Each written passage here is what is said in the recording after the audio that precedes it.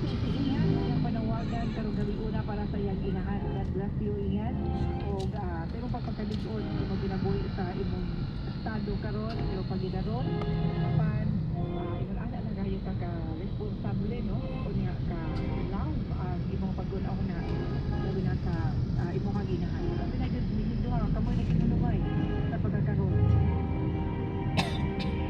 Ug ang pagpangayo og tabang wa ba na nagpasabot sa atong kakuya.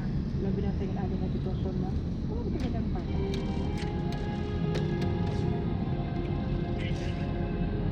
Hinaot nga atong hatagan sa atong kasi nga tabang karong gabi una ang atong bisita nga silingan para magapadayon siya sa pagsuspinel sa paginahanan para siyang mama nga gayad niya sa stage 3 breast cancer mga kasama.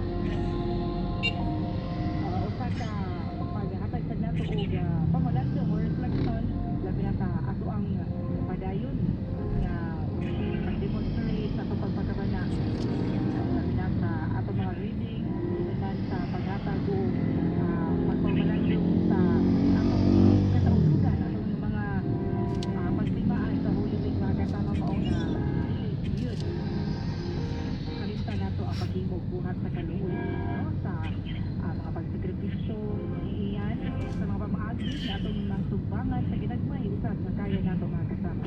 Yung tabang palagi sa pag-GCash number 0918-554-2071 ato balikon 0918-554-2071.